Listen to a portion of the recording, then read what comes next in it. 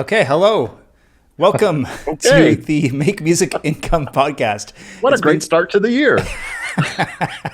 it's been so long. I almost forgot the name of the podcast. It's like, what's it called again?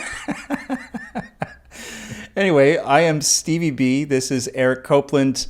And what are we talking about today? We're talking about getting started in 2023. I'm so excited to be back. This is great. I guess before we You've jump been a into little it, busy.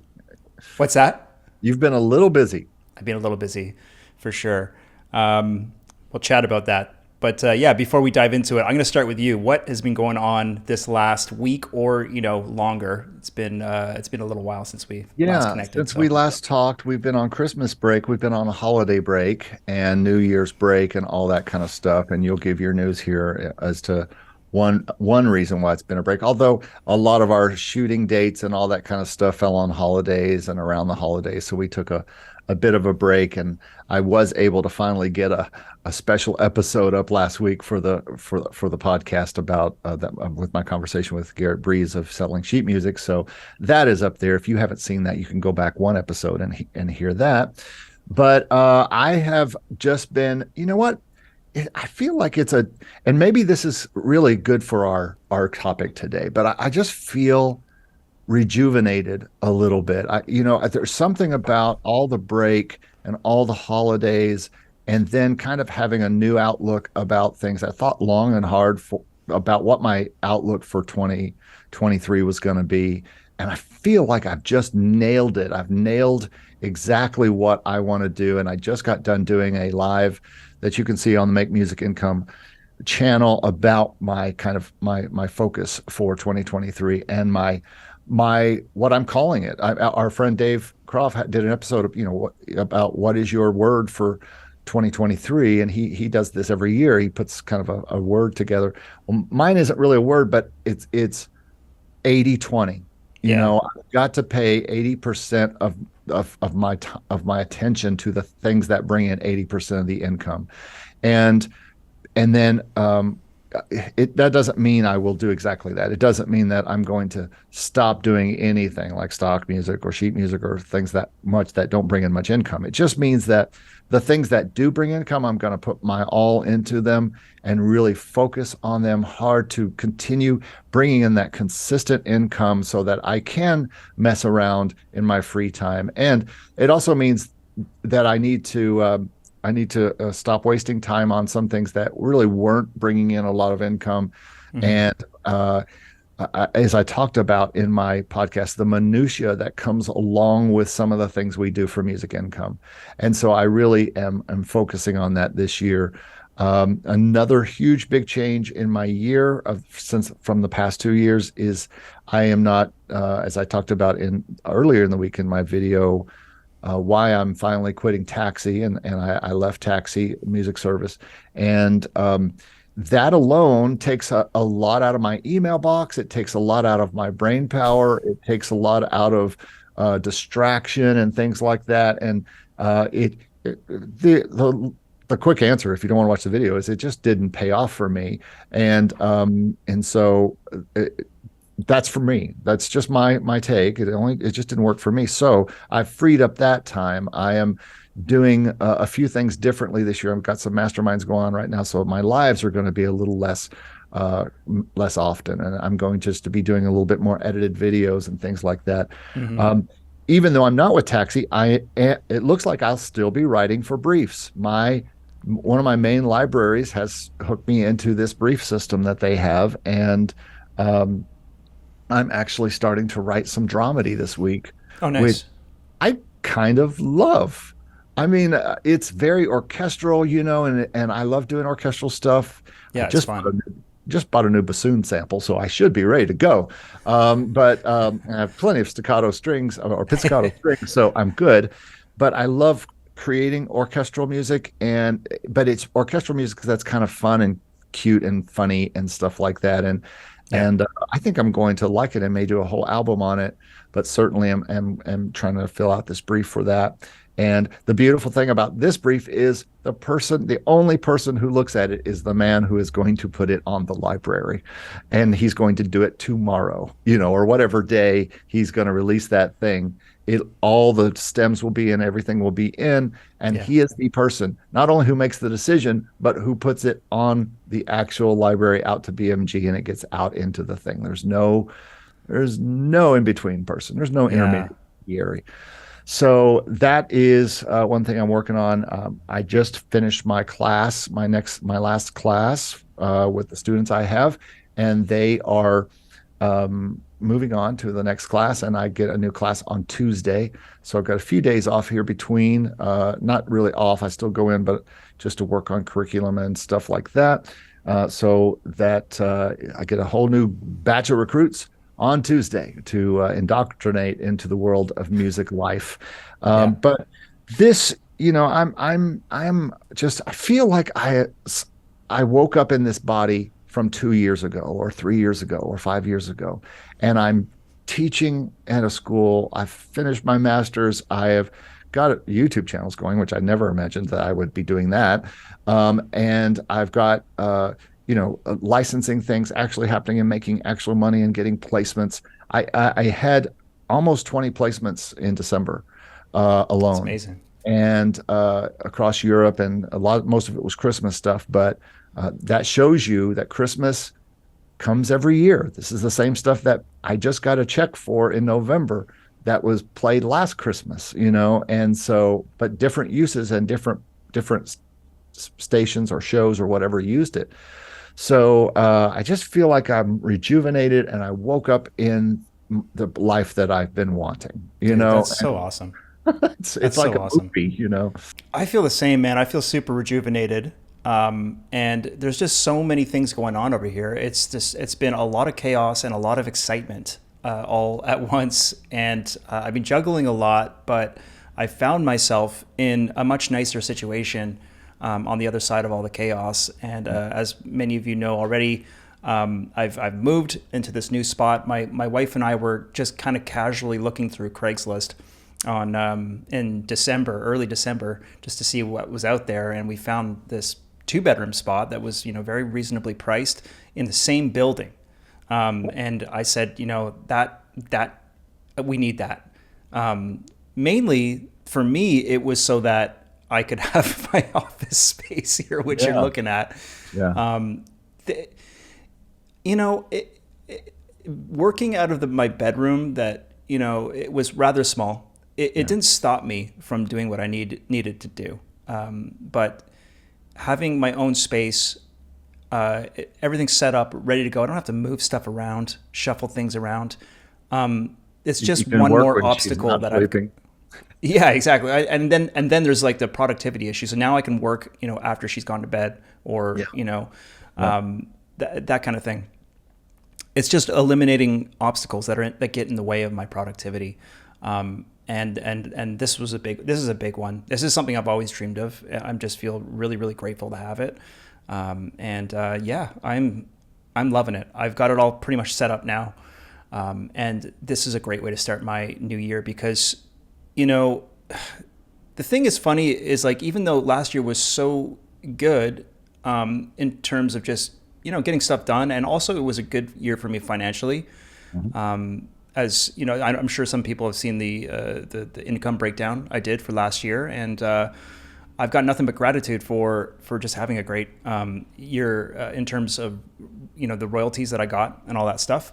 I still really kind of felt as though last year was I still felt like I was getting the engine started, Mhm. if you know what I mean. Like, I still feel like I was setting things up, and so I really feel you on the 80-20 thing. And this year is really, for me, is all about just taking advantage of the momentum, and sailing with the wind, and just being ultra productive. I look at everything that I do, and I'm really, really trying to get organized. Like, organization has always been my weakness. And when it comes to content, creating, whether it's YouTube videos or content for the Academy, I really just want to be able to hit a button, record, edit it, get it out there quickly without having to mess around, changing cables, lights, everything like that. And I've got this really, really perfect setup where I can basically do that now. And it's the same thing with music. I just have two computers perfectly set up, ready to go. Everything is loaded, installed, and I'm just firing on all cylinders right now.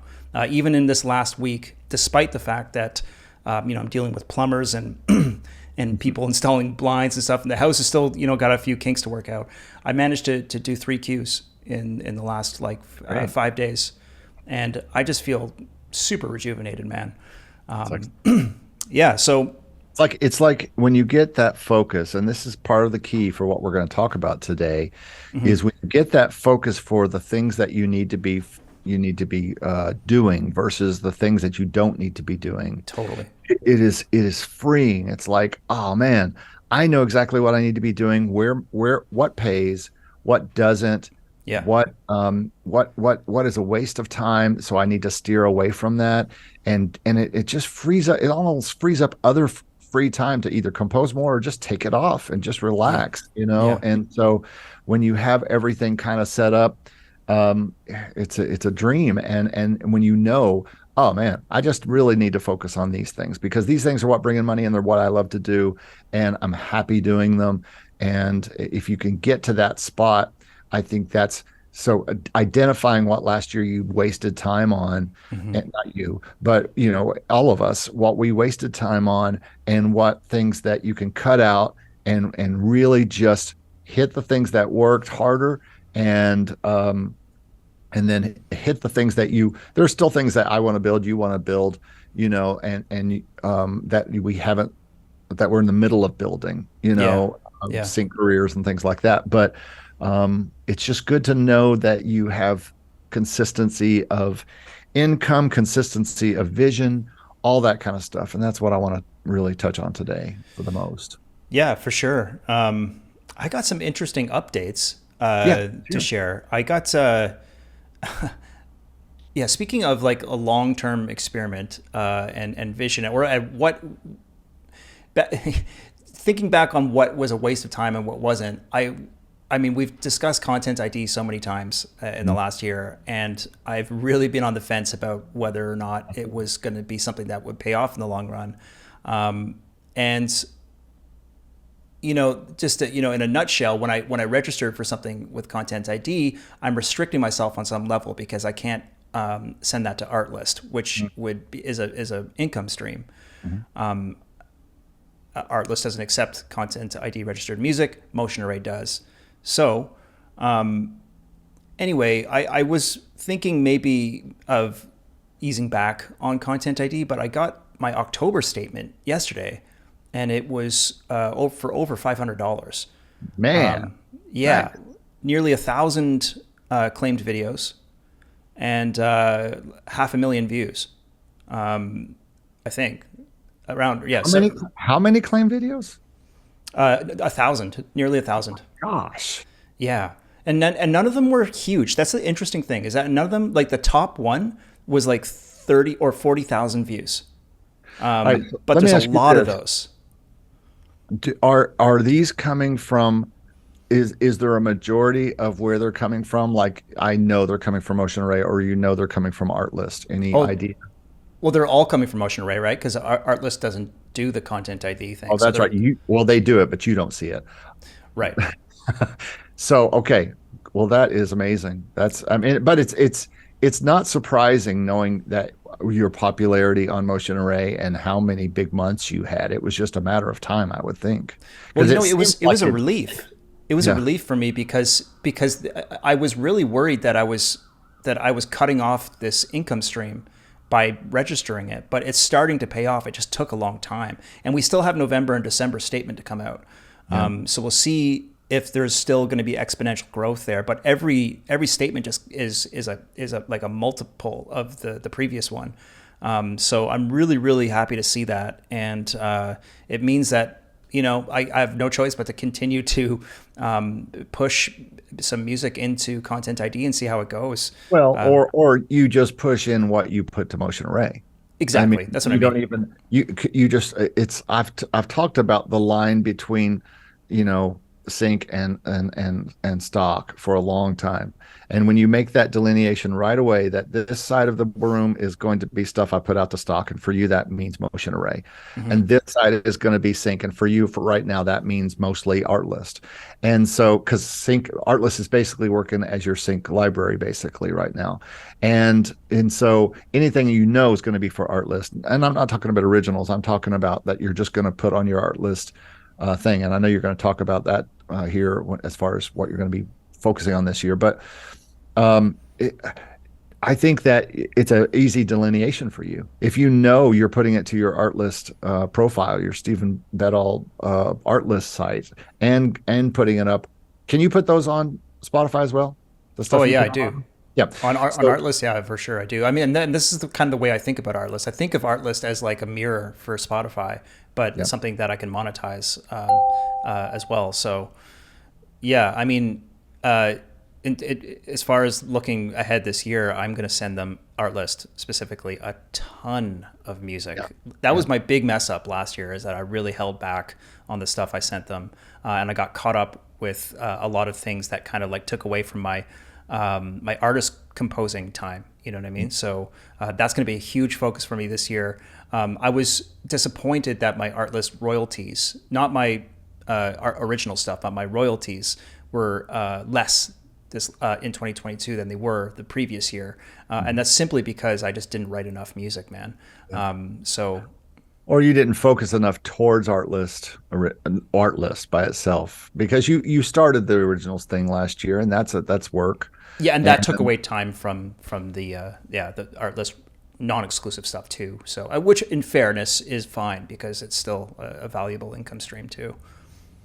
if you want, we can kind of talk about the things we're going to focus on, and why we think it's going to get us started better in 2023, and then talk about the things that we are going to trim to make sure we are focused on those things. So what are they for you? What were obviously Art List itself, not working for the originals department or Motion Array, but getting stuff to Art List is part of your monthly work now. Like weekly, yeah, like Yeah. weekly work. Yeah, the other thing that I'm really going to focus on is Spotify, and I already have my content schedule well into March, almost April now. And my goal for this entire year is to release and my year kind of starts on the end of January, just because I had a late start to everything. But my goal for this year is to release a single on Spotify every 2 weeks for the entire year. That's actually, yeah. So I want to grow my Spotify. It's right now, actually, it's at the highest monthly listeners it's ever been. I think it's at over 8,000, which is fantastic. And I'm assuming that's probably because of the recent releases. Yeah, it's almost at 9,000 monthly listeners, which is fantastic. But yeah, you know what? This year is also going to be the year that I start experimenting with paid advertising.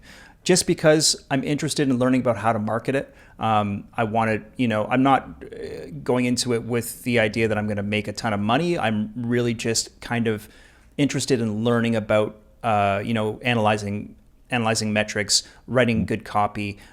These are things that I could apply to not only my music, but also the Production Music Academy, production music tools. So these are skills that I really want to develop. And so, yeah, soon enough, I will be putting out my first, paid advertisement on Instagram. I don't know if it's going to be for a single or if it's going to be for a playlist, but I'm going to start messing around with it, and I'm just going to be go in with the idea that I'm just going to learn about it. That's another thing I did during the Christmas break. I put a piano record out. I had been working on singles for a while to throw into stock licensing things, and I made a little from those. But my goal was to finish a Christmas album and put it out before Christmas. And talk about putting it out right before Christmas. I think it went out on the 23rd. I really want to give people a lot of time to listen to the Christmas album, but Christmas will come again, and it always does, and it'll come fast. But what we were talking about was marketing, and I did some Facebook and Instagram marketing Oh, cool. for those singles, and How did that go? I saw bumps. I You did, saw, yeah. yeah, I saw. This is my sleepy little piano brand, but I saw bumps in the listeners. I saw bumps in the followers, and so it works. And just so you know, I just scheduled a new conversation with Tom Dupree III Oh, for cool. in February, and so we're going to have a talk, but we're going to be super specific on um, on why and how it works to grow your Spotify and your Apple and all those kind of things with Facebook, Instagram ads. And is this a YouTube interview, or is it just between you two? Well, it's a YouTube interview, but I don't see any reason why we possibly couldn't do it as a episode. Oh, that'd be You cool. Yeah, that'd be cool for Because I know sure. you have a lot to ask about it, and that Totally. might be better for you to jump in on that. But yeah, we'll talk. We can talk about that because last time I talked to Tom, we talked about a lot of different things, and this time I really just want to focus down on things like the Pixel and the Facebook Pixel, Instagram Pixel, and all that kind of stuff, and the real way to have success, but with a lot of money to spend or with a little money to spend. Because I know That's a lot of people yeah, listen to this go, oh man, I can't afford to spend what they spend. Because if you watch Andrew and Tom, they're spending $25-50 a day sometimes yeah, to really tweak this, but they've been experimenting. It's yeah. kind of like we've been experimenting with stock and different things, and they've been experimenting for years, and they now know the metrics. They know how it works, and they keep on top of how it works. So I want to just really drill down with him on that. So we'll talk about that. One other thing I want to add to your content ID thing before we move along. I also got my content ID. It was up from last time, but not much. I am. It's it was really low, except for exponential growth in how many videos are being seen. There's just pennies coming from each one, and my big one that I had has calmed way down. Right. So it's still in double figures for me. It's back to double figures. I was in triple in the hundreds, and now I'm down into the teens right now. And also is because I think we can start to draw an analogy. Remember, what we used to think was if if I get all these things out at $5 onto all these things and I get lots of different things, I'll sacrifice bigger money on Audio Jungle or Pond5 or whatever for more plays on Content ID. Hmm. But I think what we're starting to see is a corollary between how popular you are on a service and how much you get. It took a while for yours to get there, but as your bigger months, it'll be interesting to draw a line. Maybe you could do an episode of how your motion array went for the year versus how your content ID went, and if there's a delay and how the content ID gets seen. And That's a great idea. mine is a little bit more haphazard, and I just got lucky that this one video used my stuff. But yours can be a little bit more tied to doing super well on motion array, and that would be really good to know. Yeah, that's a great idea. It's clearly a quantity issue. Like I said, none of my videos were above 50,000 views, right? There's just a lot of videos But underneath that. it's the fact that so many people used it off of motion That's array. that's what I'm saying. Yeah, That's like what there's that's what there's it just is. so many people using it that the views added up to a big number. But I mean, the payment would have been exponentially larger if even just one of those people had a video that was like, say, like a million views or something like that. That would have been real luck.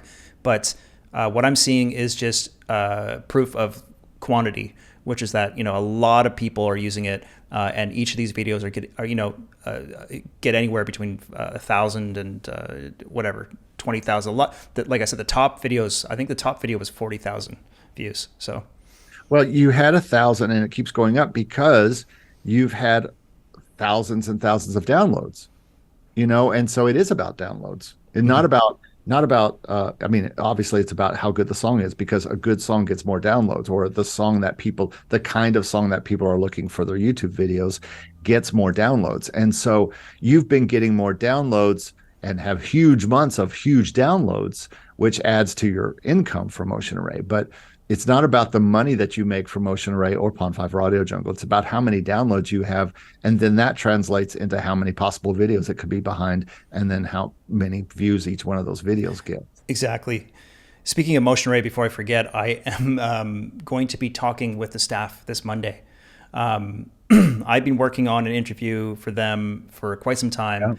Yeah. I put a little Google form in the Discord server there maybe a month ago or more, and tried to just get a sense of what people are most concerned about, what people want to know, and I'm trying to compile all of those into some concise questions that I can ask them. Some of which may not get fully answered, to be honest. I think that not only are they constrained on the amount of time that they can give me, but they're also they also have some legal limitations about the exact specifics that they can talk about. I don't want to, I just want to manage people's expectations. I'm not really sure how it's going to go, to be honest, but they're very, very open with talking to me. And I'm also, from what I understand from them, I'm going to get a chance to speak to one of the reviewers, or possibly two of the reviewers as well, who are also going to be on the interview.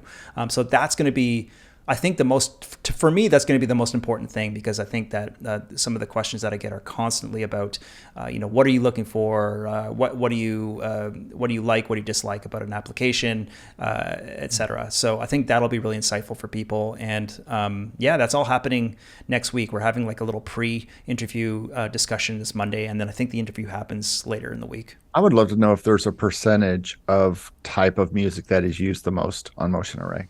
Yeah. Okay. Corporate, upbeat, we pretty much know that is the case based on everybody's use. Yeah. But it'd be good to know from their side if they have any stats on that on the music side. And we have to remember that still this is what half of what they do is music, half. Exactly. And then it's half, and then the other half is graphics templates. Yeah. Yeah. And other kinds of stock things, videos and photos and things like that. They do all that stuff.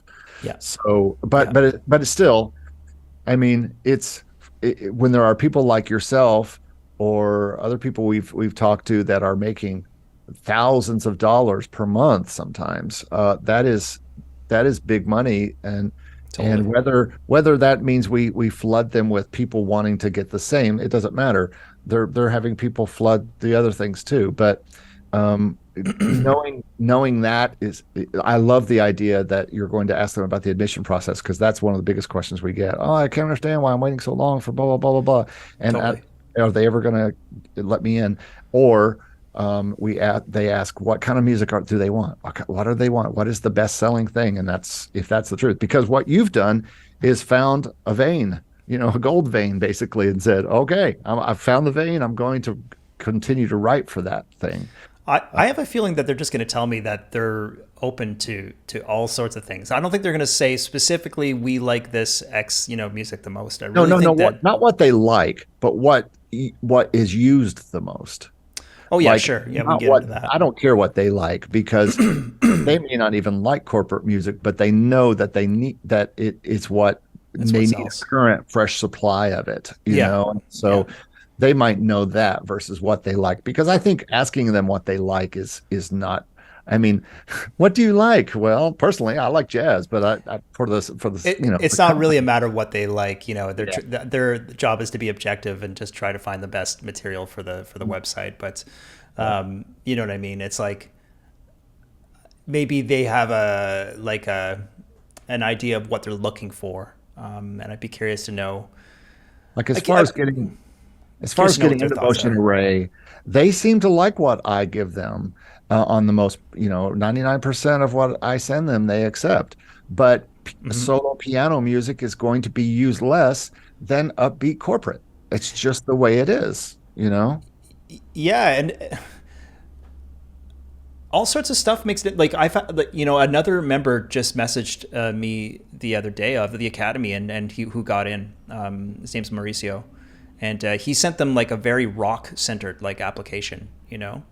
A lot of people in the Academy over the last year were like, kind of had the mindset that like corporate music would be the best like type of genre to focus on for an application. And I never wanted to discourage anybody from doing that because, as you mentioned, corporate music is just such a popular type of music for the catalog. So if you're writing really great corporate music, it's like pretty good chance they're going to be interested in it. But that being said, they're really, really open minded, I think. Alex B, who we both know, is writing really interesting, like funky music. It's with a really original sound, and he's like number one on the staff picks, I think, today. So all sorts of stuff works. Mauricio's tracks are like really indie rock, really catchy kind of riff rock stuff. I send them all sorts of weird stuff too. So I think they're very, very open minded. I'm sure that they'll say the same when I talk to them about it. Cool. Well, that's going to be interesting. It's. I think what we're both trying to do for 2023, as far as having a fresh, brand new start, is hit the things that are interesting to people. Like everybody's going to be interested in Motion Array and what they say. Are they going to do a video interview with you, or are you just going to talk with them and write it all down and then do an interview? Are they going to be on your video themselves? Yeah, no, I'm publishing a YouTube video of the conversation. Yeah, yeah. Excellent. That's excellent. Yeah. Another thing I should mention is that, yeah, we haven't really talked about sync too much. You mentioned it a bit, but I do want to focus on sync throughout this year too. But it's still a thing that's in development for me. I'm working with two people right now, actually three, that are kind of like direct lines to getting placements. And nothing's really happened. Nothing huge has happened yet. But we'll see how it goes, man. I'm just going to keep sending them stuff, and I got to be a little bit careful because, as in the same line of thinking as we're talking about with the 80/20, I haven't had a lot of success with sync, but that's not to say that there's not a lot of potential. I already know what's working for me, so I got to focus on that. But in my spare time, I'm going to try to write as much TV and sync music as possible, and send it out there and see what happens. And that's kind of like, to me, that's a long-term experiment. But at the end of the day, it's really not about whether it's successful or not. I'm just trying to get into a flow state in terms of writing. And the faster I get these things done, if it doesn't work for a sync library, then I can maybe use it for something else. I could talk about it in the academy and make a production tutorial out of it, that kind of thing. So, but I would really love to see a bump in my PRO royalties throughout this year. That's what I think is going to happen. My prediction for you, just using my prediction powers, and my prediction powers are saying you're going to see back end on these PROs through this Artlist stuff that's being used on all these detections you're getting on TuneSat. Because not that TuneSat is perfect, but it's been pretty close for me as far as I can tell when I had a lot of detections, and then I had, I started to see some things. It's going to be really interesting this next year, where I had some of these long plays on some of these German television shows in the summer, and then this big month last month. And as these placements continue to happen, PRO money comes in. Now, I don't know how the SOCAN will handle all that. And it takes a long time for stuff to get back to a country from another country and stuff like that. But yeah, still, I think you might be a check or two away from seeing some sync income from the Artlist stuff. I really hope so, man. And I really want to get somebody from SOCAN on the either the podcast or the YouTube channel, and just start kind of picking their brain about what it means to get a placement, or to see a proof of placement on TuneSat, and whether that can be enforced on some level if for whatever reason someone's not paying the fees that they should be to use it. I'm really, really curious about how all of these things work with royalty-free music and it being used on broadcasting networks. A lot of people ask me questions, and I'm like, you know what? I'm trying to figure this out myself. I had that happen in November. I had one song that was from Audio Jungle used in a TV show and made $60. So it can happen. It can happen. Yeah. The other thing about you and SOCAN is you may have to make a decision one day about your PRO. I wonder that too. That thought has crossed my mind many times this last year. Nothing against SOCAN. They've been perfectly good to me up until this point, but I just wonder whether I should be also registering my music with BMI, for example, and if I'm missing out on anything there. I wonder that too. And we even had these conversations in Nashville and around the music business of ASCAP versus BMI. So Mm-hmm. it's not that SOCAN or PRS in the UK or whatever.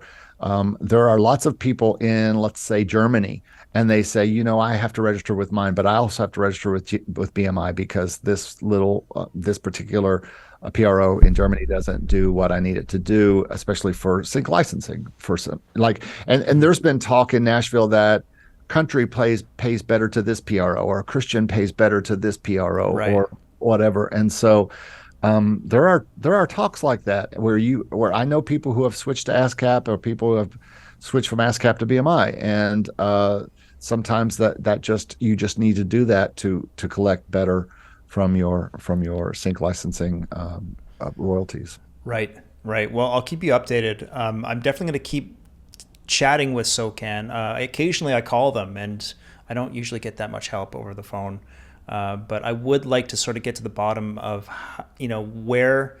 what these TuneSat placements mean, because they're just piling up, man. There's tons of them, and I haven't seen any income in the back end Is that a from thing? SOCAN yet. I hear all the time that people suggest that you send TuneSat reports to your PRO. I don't I've see heard that the too. need to do that yet, but I could talk with somebody at BMI about that and see if that is a thing. Everybody has their thoughts about what things are, even us. But that might be something to ask SOCAN and say, should I send you these reports? Because, dude, I had 50 reports last month, and I want to make sure that that's coming back to you in some way.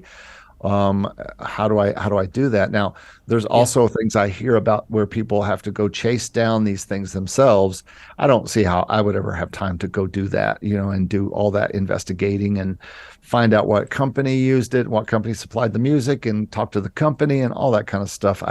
I think I definitely that don't have time for that. I mean, it'd be like trying to figure out what people were downloading your stuff from Motion Array, and what their videos were, and tracking back their videos and through Content ID and all that stuff. Nobody has time to do that kind of stuff, especially people that are as busy as we are. So, and that's the kind of minutia I'm talking about that you've got to get away from Hmm. in order to get stuff done and actually make income, because you could spend tons of hours that you won't get paid for, but just trying to track down a use here or there or whatever. And so, and arguing about it in some chat rooms. So I think we've really got to keep our focus from the start of this year and say, okay, I know the things that worked for me last year.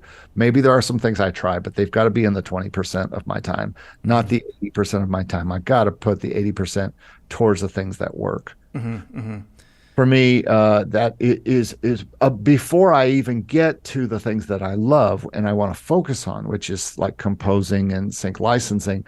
I have to pay attention to the two biggest incomes I have, which is teaching, both school, and I'll tell you, online is starting to come along. The channels are starting to come along. Not necessarily. Somebody asked me today, how much money do you make from AdSense? I'm like, well, it's not as much as as you think. You But must have. What did you mention? What it was? I can't remember if you. I didn't. I'm at about 130 to 150 a month, somewhere around there right Yeah, now. it's about where I'm at too. But I severely limit the ads. Yeah. I leave a lot off these days. I don't put mid rolls on and all that kind of stuff. And uh, but I do it. That's the lowest of the incomes that I have on my channel. Sponsorships pay more than that.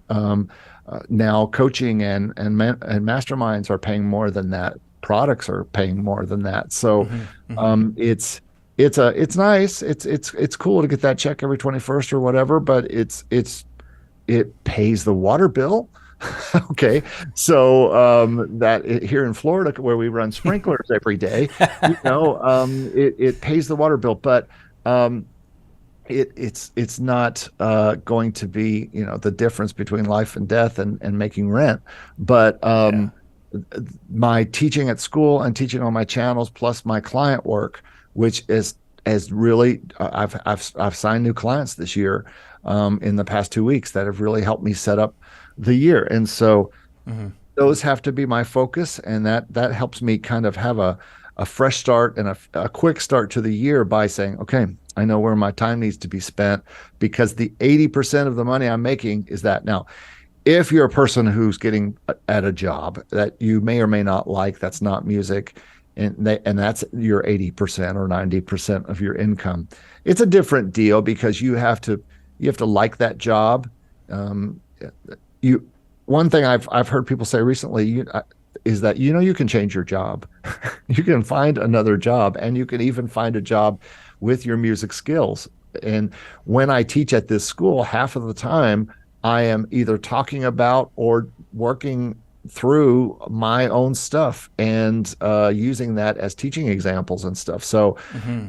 all of your own music can be used in a job where you are, with whether you're working for clients or you're working for. That's the other thing this year I really want to focus on is music production work for hire.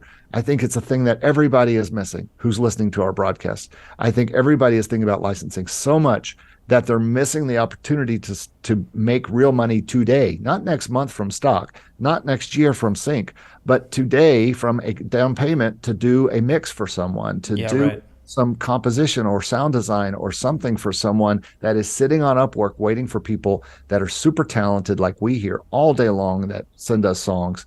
And that money is out there waiting for you on a place like Fiverr or Upwork. And those, or Sound Better, all those places are places where you could be getting music work. And yeah, it may not be your compositions, but it's also money now to Hmm. pay your rent. And talk about the gig economy is real, Hmm. and you can do that kind of thing. And I think all the composers that listening to us now, who are in Motion Array, who are in Artlist, who are seeing hundreds of dollars from this or that, you could be making thousands of dollars from clients, and you could be making that every month. And then Yeah, I that mean, could become part of your 80%. just listening back to the music that people sent for the challenge for my last live stream from the academy. I mean, it's like there's a lot of really talented people there that could definitely be, They're sitting on this music, or they're putting it into libraries that may or may never get heard. And not that I don't believe in libraries, I do, but still, there's work that you can do for clients, and it's money that will pay you to pay your bills this month. there's a lot of things that you can do, and this year is all about just doing them between us. Just doing them, experimenting with it, and talking about it on this podcast and on YouTube as usual. We're just gonna do all the things. That's our kind of mo, I think. Yeah. Do all the things, but there's 80/20 on those things. And Hmm. keep the minutia of things, or things that you're just experimenting with, at a low end, and lean into the things that are making you the 80%, so that you you you're making income, and also then composing and experimenting. But For I sure. think sometimes we can easily jump into 50% experimenting, 50% making money, and then wonder at the end of the year, gosh, I really, I didn't make as much as I wanted to. And I think experiments are great. I do them on this channel all the time. I'm thinking about doing one of stock this month. I'm thinking about just not putting anything new up for 3 months and see what happens, and that's an experiment. But that's easy, because it won't cost me any time or money. So I just have to not do That's anything. an easy one. You talk about how you didn't do any stock music for 3 months. Here's Cool. how I didn't do anything, and here's how much I made. And you know, so, you know, some experiments take time too. They just, everything takes time. The content ID thing has been like a year-long experiment. oh, but we've been talking about it since the beginning of this channel. Yeah, We've been bantering it around. First it was no, and then it was maybe, and then it was yes, yeah, and now yeah. it's yes. For me, I mean, I made a little bit more than you at first, but now you're making tons more than me. But I think, again, yeah, I think it takes time for everything to matriculate through them, and all the uses to get uses. But I think you're going to see the more stuff that's downloaded, the more stuff that has the possibility of paying. And it's just like your royalty statement. Well, Content ID is a royalty. It's Hmm. literally I don't know what to call it. Whether is it a sync royalty? Is it a performance royalty? Which royalty is it? I guess it's Ad kind of a rev sync royalty. royalty. Yeah. It's a A sync revenue share royalty. royalty, I guess, in a way. Yeah, but I think of it as a sync royalty because it's like PROs. PROs pay you on basis on how many plays you got, and content is basically paying you. Content ID is paying you on how many how many plays you got, how many views you had, Hmm. and so yeah, I think it, it's it's certainly a sync income and one that you can put down in that category Yeah. because it directly comes. I think stock music income is sync income. I mean, it's synchronized because it's not performance royalties and it's not mechanical royalties. So really, the only official other royalty is sync. So Yeah. unless we're creating a new form of royalty, but yeah, man, I think content ID is needed. Now, there's places we could do a whole episode on how you need to be careful with it for certain things. Obviously, you can't put your art list stuff in there. You can't put your art list original stuff in there. You can't. There's can'ts that you can't put in there. Hmm. But it certainly is a. I'm glad to hear that it's doing good for you. But it should after all that success you've had on Motion Array. Yeah, I was hoping to see it. It is definitely like, a reinforcement of the whole idea in the first place, and like seeing the last statement. Now I'm just energized to put more up on Motion Array. I haven't sent Motion Array anything in 2 months. They're probably wondering like, where the hell is Stevie B? Guess we'll see him next week. I'm coming back, guys. I'm back in action. You just wait. Actually, I sent them something today, so yeah, back to work, man. I'm excited. I'm fired up. Back to work, be excited, have energy, be fresh from your break, and have your house in order as far as what to concentrate on. And for me, that's more clear than ever. For me, even though sync licensing is at the top of my list, it's at the top of my list after my big two things that make me all my money. And so now I'm hoping that sync licensing flips and one day becomes the 50% of my income. That's what we all hope for, but that's kind of a long road for some of us. And For sure. I still think it takes, just like yours has taken, Content ID has paid off for you when it pays monthly or whenever it pays, because it's somewhat weird what day it pays. They don't seem to have a set day that Yeah, it's true. It is a comes little out. random. Yeah. But it's like the PRO income where you just don't know what it's going to be until it comes out, and you're like waiting because now when PRO income's coming because at BM, we always say Happy BMI Day around to everybody, Yeah. but I think Content ID it is the PRO of stock, and so the more you can get downloaded, the more possibilities for Content ID you have. So Yeah. there we go. Totally. Well, that's a good combo, man. I'm Yeah, excited. man. Um, let's let's everybody do great this year. Be energized. Have your focus, and get out there and do great work this year. And I hope everybody's year is fantastic. And we will see you next week. We're going to be talking about some stats from that we got last year. Or we got from people over the Christmas break. I've got about 60 or 70 responses to a survey. We'll be talking about that next week and about what's worked for people, and then we'll be talking about tons of other things. We've got lots to talk about. Totally, So man. Lots to stay with talk us here on about. the podcast and get in touch with us at the YouTube channel or emails.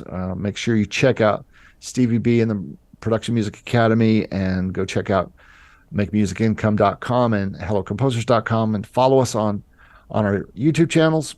We're here every week. And as always, just throw your comments and questions, your thoughts down below of this YouTube video, and we'll get back to you. Have a great week. See you next time. Bye.